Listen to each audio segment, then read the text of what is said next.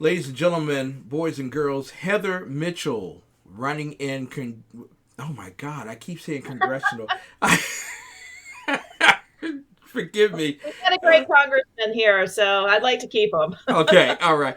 But in District 2 for the House of Delegates, none other than Heather Mitchell. Heather, the questions are coming in, and I'm going to be obedient and ask these particular questions. Bonnie Williams, executive producer for my show, has a question for you regarding the Omni Ride.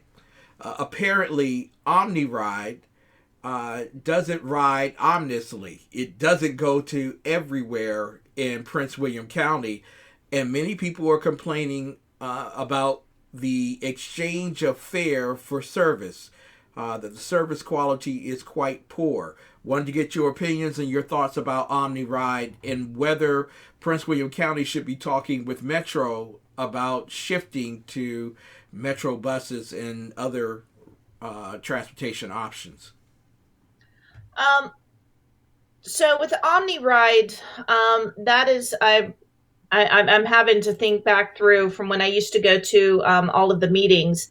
Omni Ride is basically its own entity. It's very unique to Prince William County, and they do get the funding, partial funding, I believe, by the Transportation Authority up in Prince William.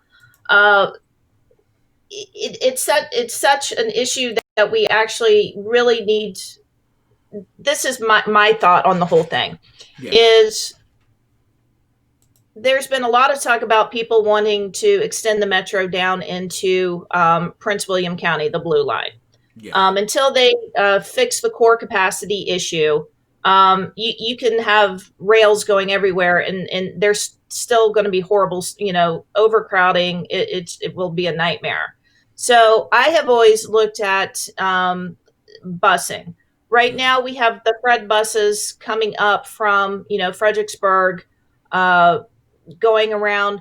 We need to come up with a comprehensive plan to where you do have a busing system. So, like I said, Omni Ride is unique to Prince William County. But you've got the buses going up, doing drops at the Pentagon, all the way up to DC. But there's not a cohesive plan of getting people, if it's focused on one county, doing these drives up to the Pentagon or all the way up to DC. I think because of COVID, they stopped running to Tyson's. I'm not 100% sure on that, but I know that we can come up with something, having it to where you've got a reliable service, a reliable standard of service, because many people, are always complaining about 95. 95 is just a horrid parking lot a lot of the times. And so they keep saying, hey, get onto Omni Ride. You can take Omni Ride. I mean, Omni Ride is it's a great company, but with anything, there's a lot of things that you can improve upon.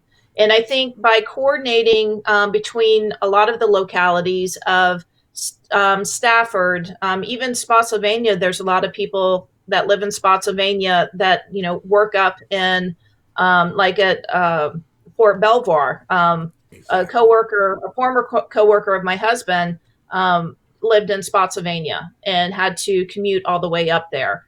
And so if we can get a comprehensive busing system to where all of the localities are contributing, meaning, if we've got buses going all the way down to Spotsy, Stafford, Prince William, Fairfax, Arlington, Alexandria, to have them all chip into it, then that way we can get the services and the destination stops that we need, Are which will you help alleviate traffic are on you 95. fearful?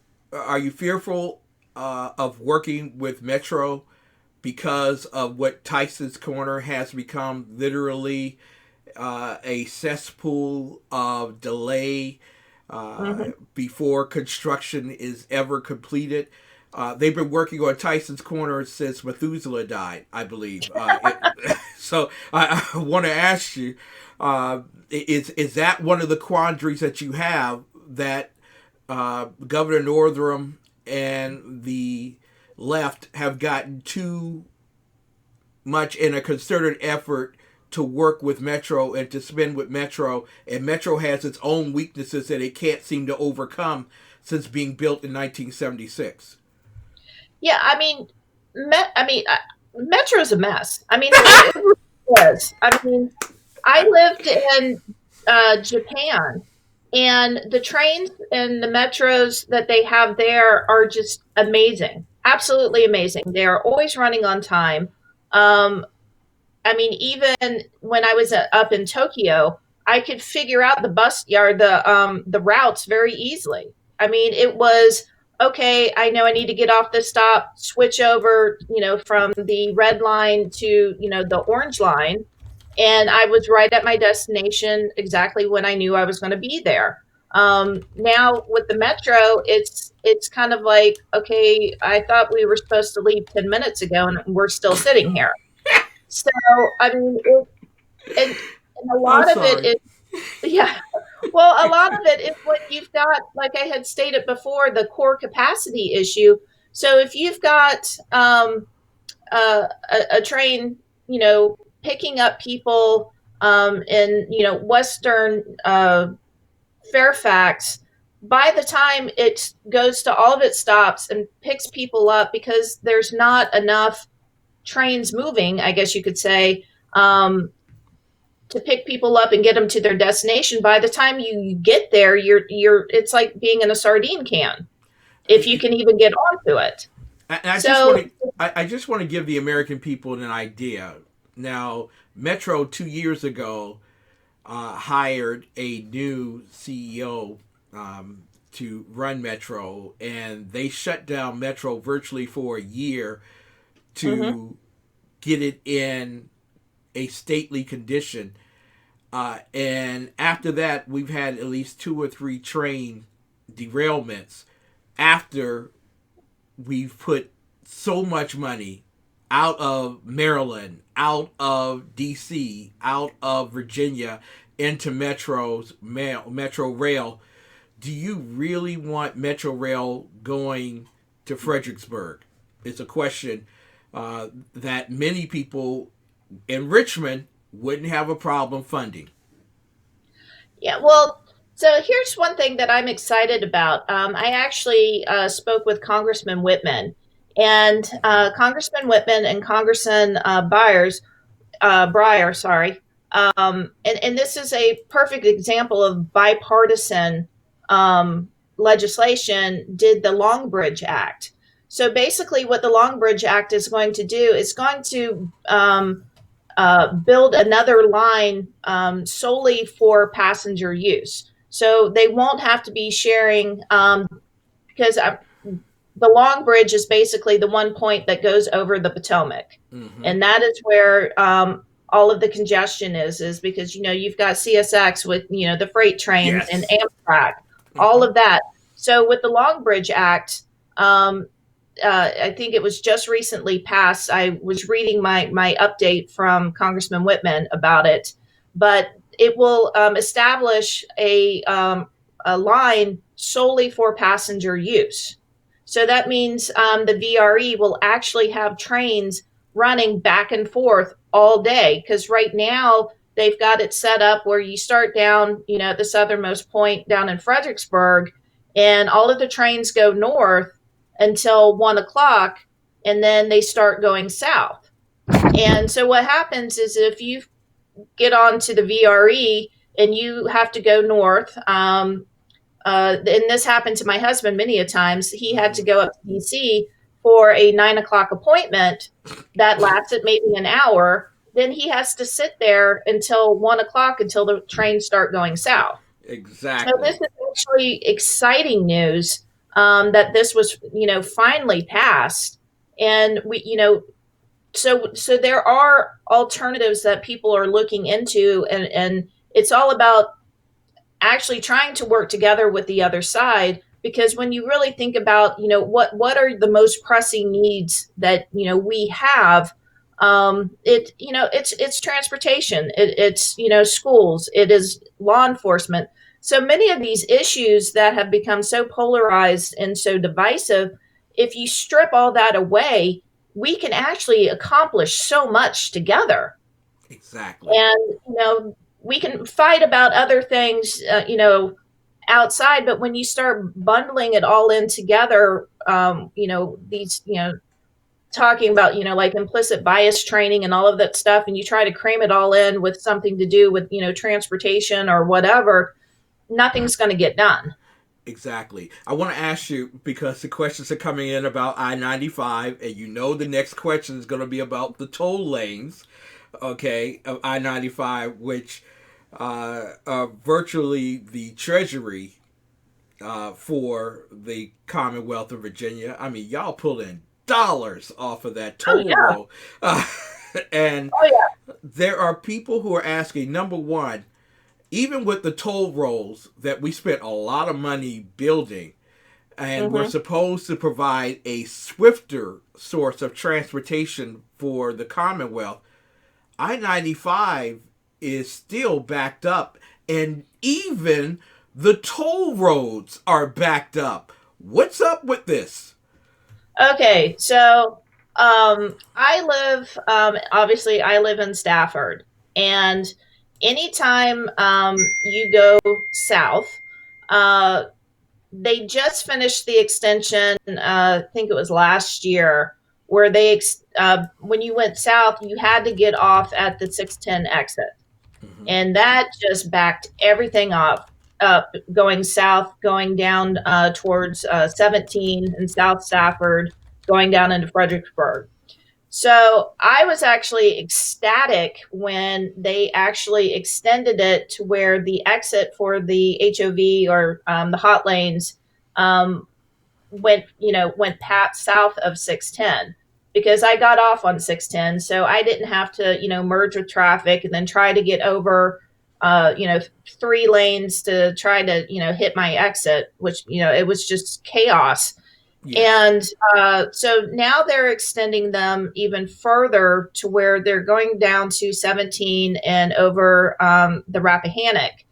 I Those are like major trouble spots, but I mean, it seems that more we widen things, the more that we extend things, Yes. which the more crazy it gets.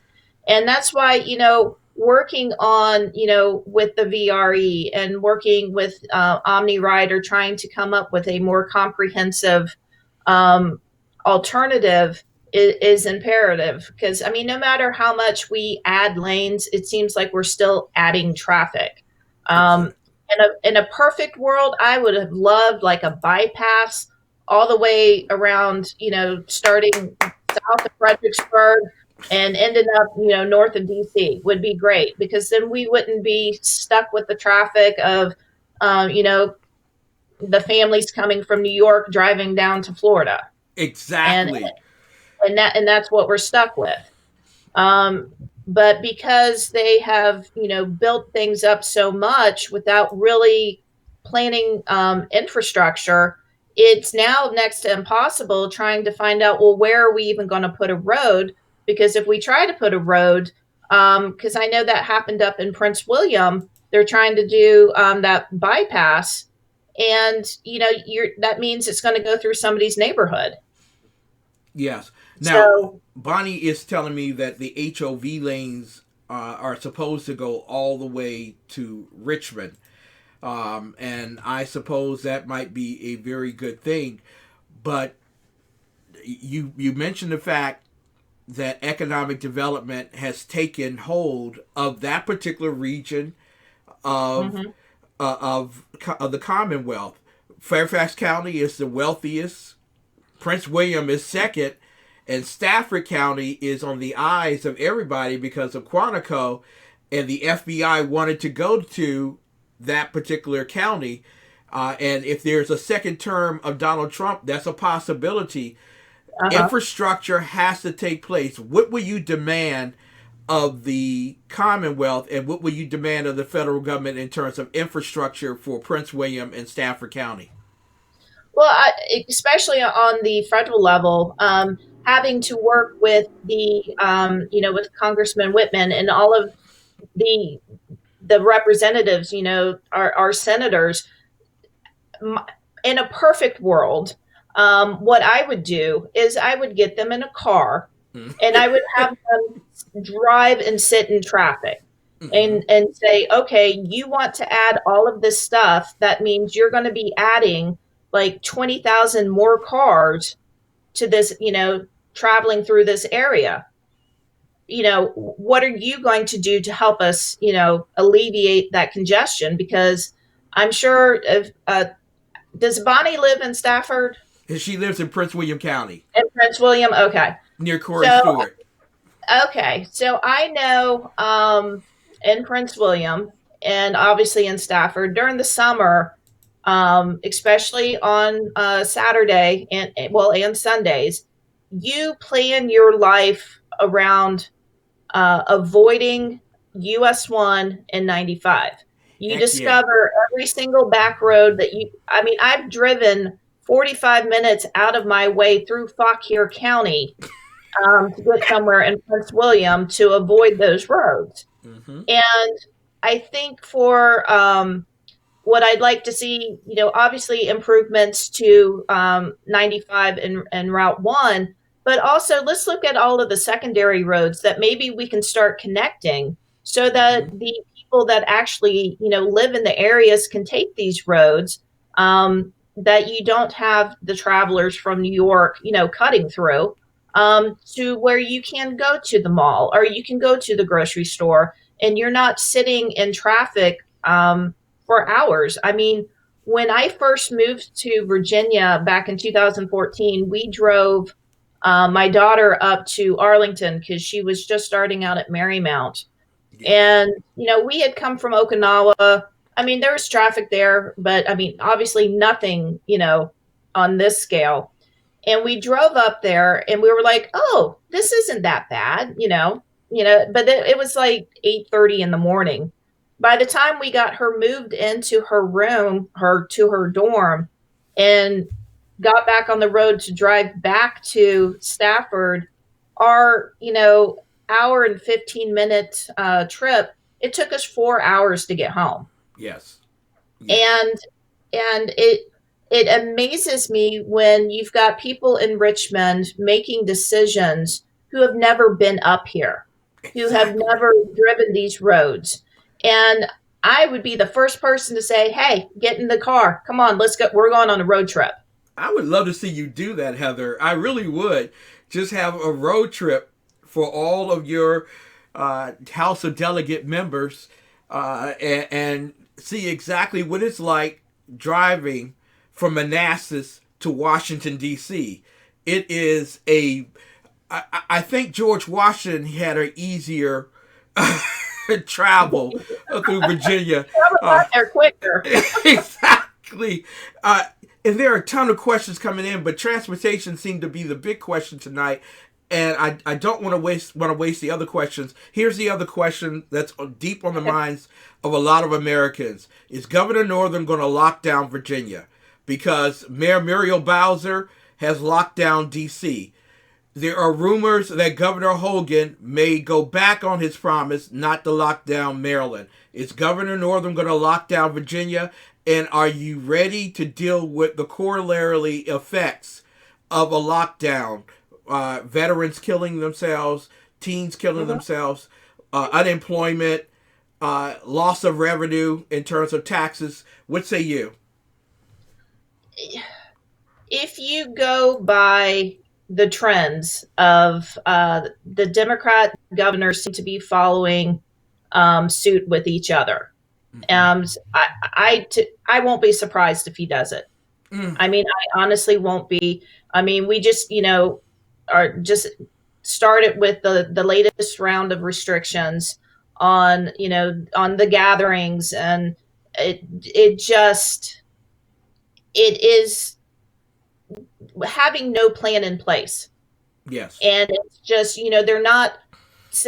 I love that they're always talking about listen to the science, listen to the science. Well, I really wish they would listen to the science, because Exactly. when you're shutting down restaurants of, okay, well, now you can't even do, outdoor eating, or you can only have X amount of people on the inside. There's so many things that are so confusing. You go to one place and it seems like, you're not allowed to do anything, and then you go to another establishment and they're like, oh, well, this is okay. There's nothing that is consistent. And it is just such a lack of communication, especially coming from Richmond, going, to the localities. I read an article today that says, oh, the vaccine is on its way, should be delivered to Virginia. Okay, fabulous. I can't wait. Sign me up to get the vaccination. Yes. Um, but exactly what is the timeline? Where is it going to be distributed? Who is going to be getting it first? I mean, none of that has been released. And I mean, I've talked to a couple of my supervisors here. They have no idea. Wow.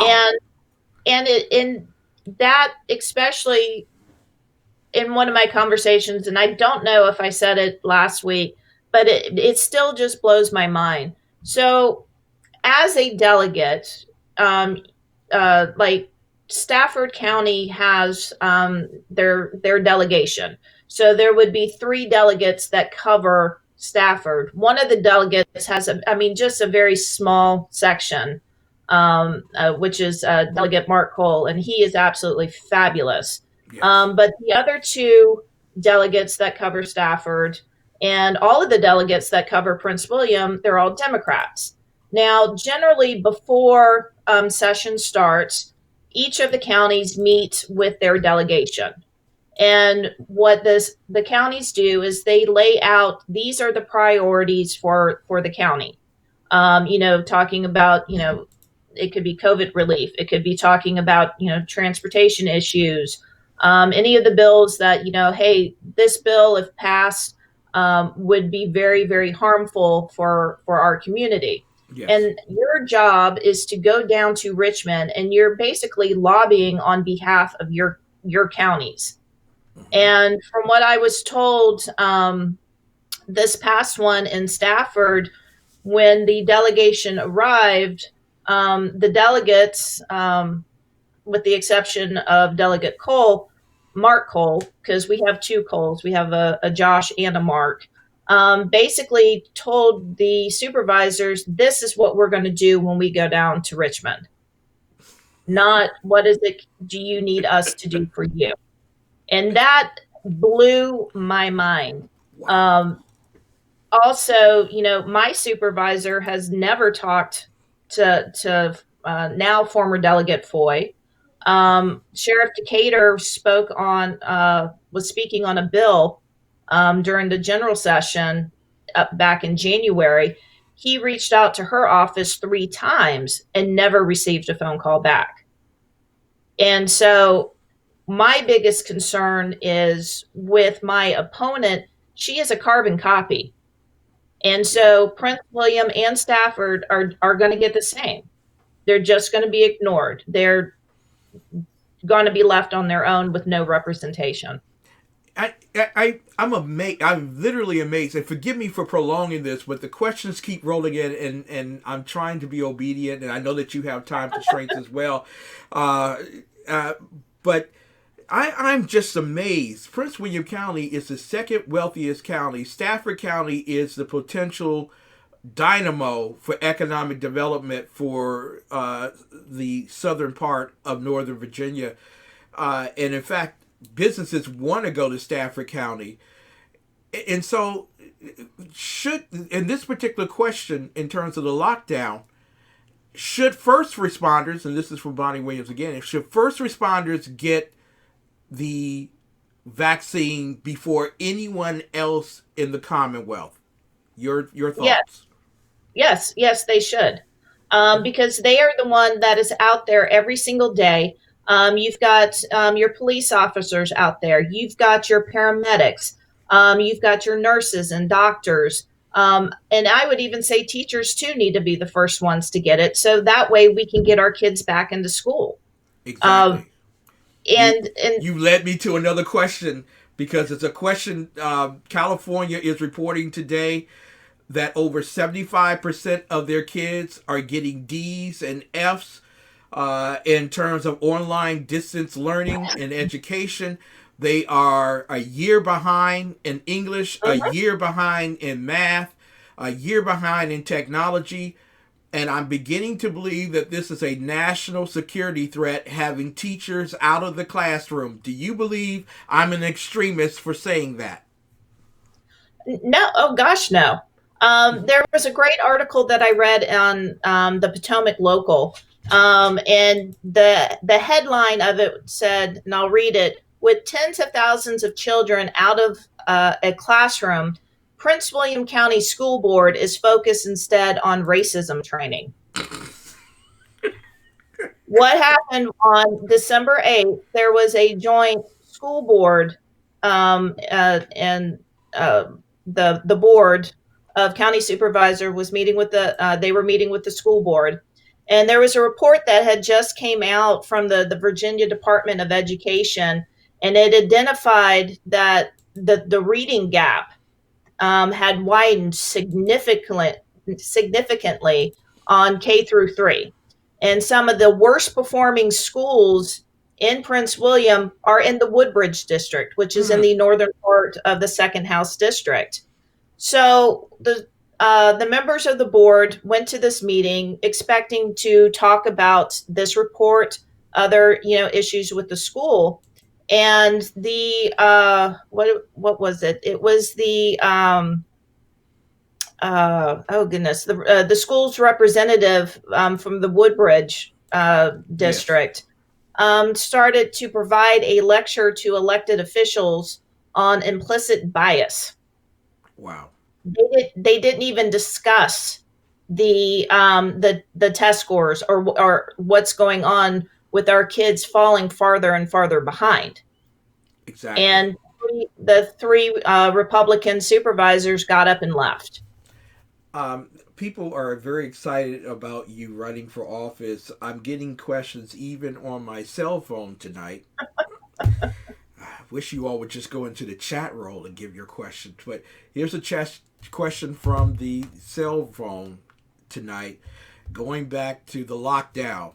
Do you believe that businesses that were deemed non-essential businesses should be required to file taxes in 2021 for 2020 tax year? No. Why should they? Amen. I mean, they are not generating any revenue. That would blow my mind. Seriously. Should they be required to pay licensing fees or business fees? No, I mean, they're not open. So no, there's no reason why they should pay that. Now, you are going to come up against a bluster of attack for saying that. You're one of the first conservatives to actually be in a position to win the 2nd district. Do you understand that you're talking about taking tax revenue, imaginary tax revenue, from the coffers of the Treasury? Well, my question is where is this magical money going to appear for them to pay? Their businesses are shut down. They're not. They don't have an income.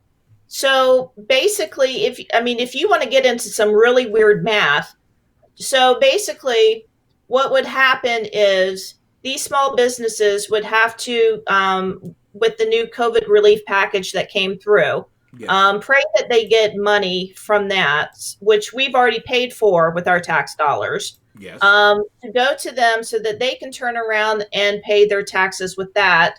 which would go back into another, spending bill. I mean, they're recycling the same money. So whatever monies that any small business can get for relief, Yes. no, they shouldn't have to pay taxes. Should they pay taxes on the relief money? Should people who No, have been made pandemic unemployed, pay taxes on their unemployment? no. I mean, they can't. Uh, I mean, that's what I was saying. Where's this magical money? Mm-hmm. It's a vicious cycle of what I'm seeing, with government overreach and the fact that, oh, well, here's some money to help you out, but oh, guess what? Now you got to pay us in taxes. It makes no sense. It really makes no sense. Exactly. Here's my question. My question. Can I ask a question, y'all? Here's my question, Heather. And it'll be the last question for the evening. I thank you and wish you a very Merry Christmas to you and your family and to your constituency.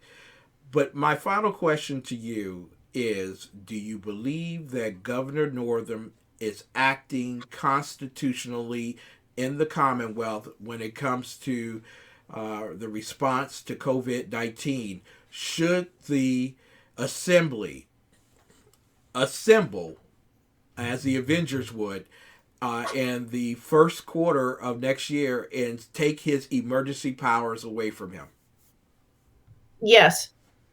I think Governor Northam has just gone well beyond what the Constitution enables him to do.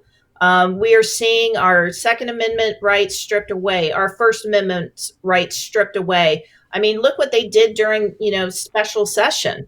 I mean, how long was it till they actually even started to look at the budget? And this is after they have already put everything through.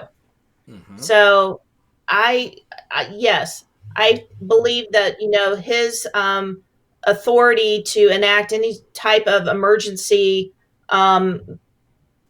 legislation or bills or whatever you want to call it should be taken away.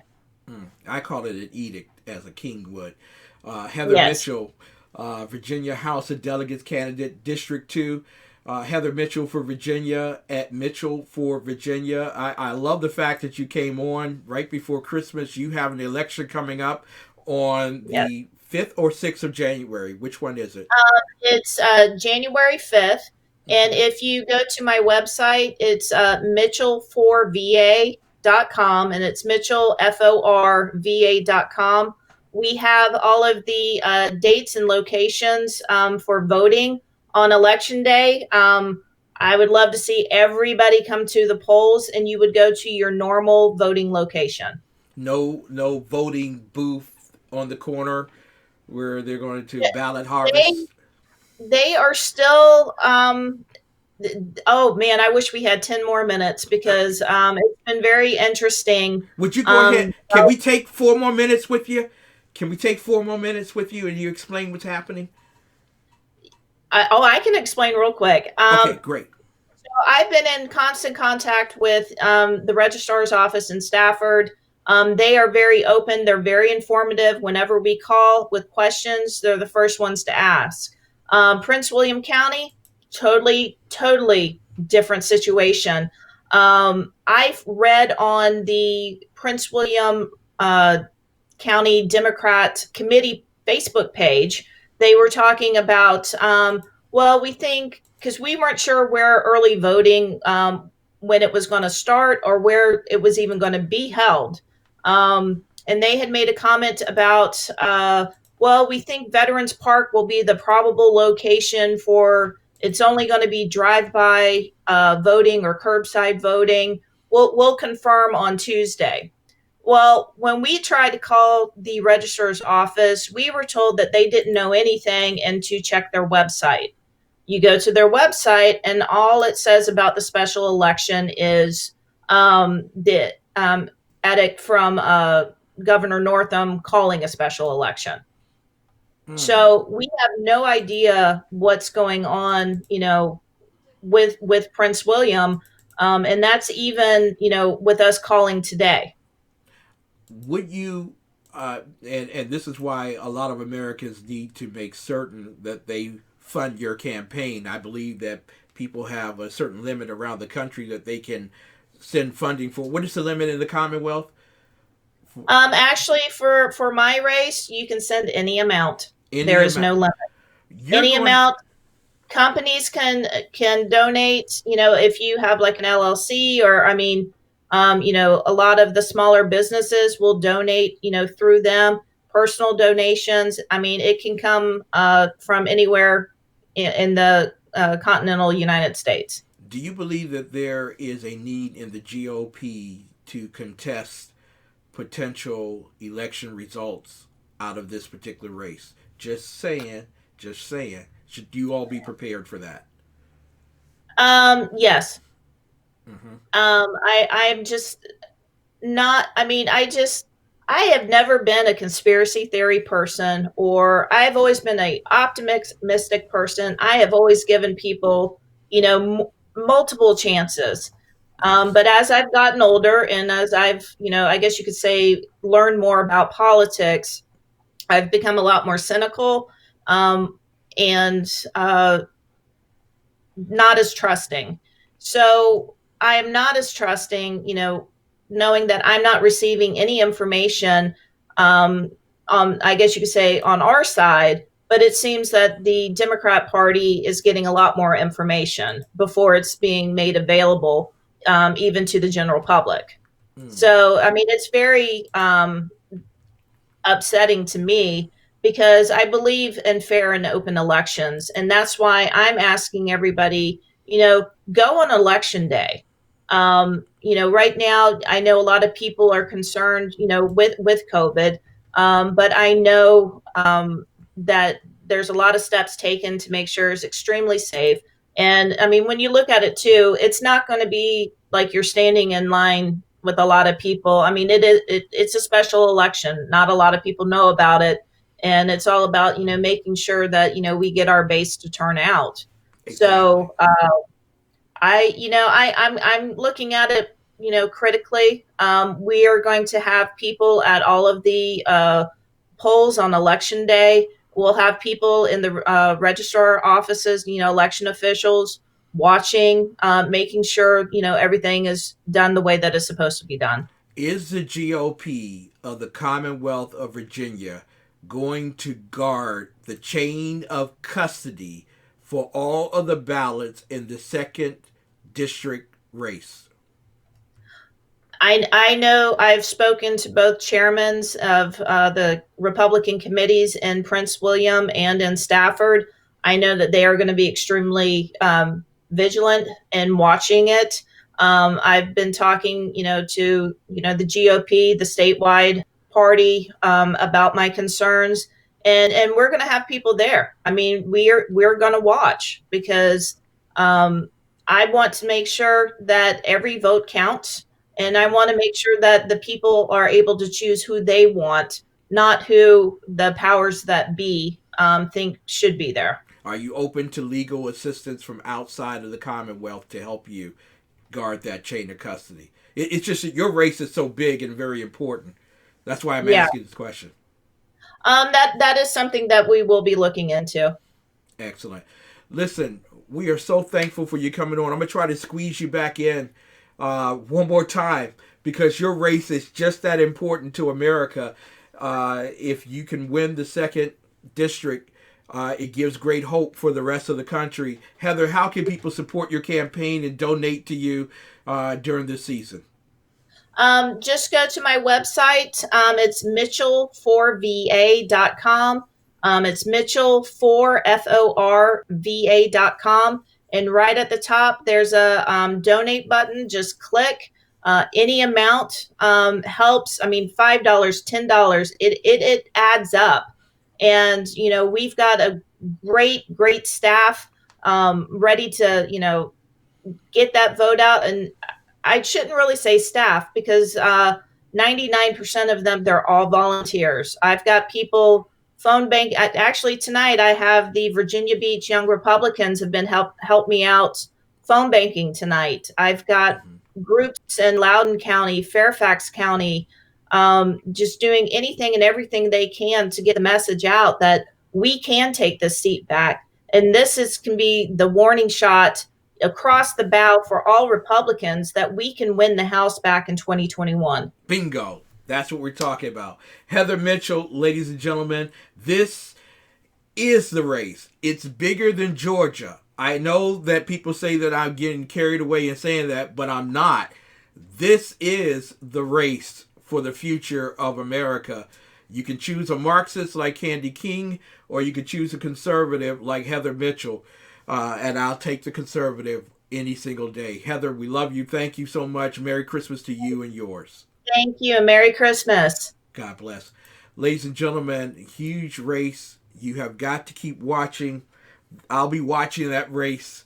I think it's more important than the Georgia races. I really believe the Georgia races are over at this point, and we already know the Republicans are going to win on election day, and on the next day, the Democrats are going to win because they're going to come out with a suitcase full of new ballots. They have no creases in them whatsoever. You know, it's amazing how they come up with that kind of stuff. But, ladies and gentlemen, you know what we do at this particular hour of night. I always ask you two basic questions. Number one, do you know where your children are? Number two, do your children know where you are? Hi, I'm Anthony Imparato, President. It's 10 p.m. Do you know where your children are?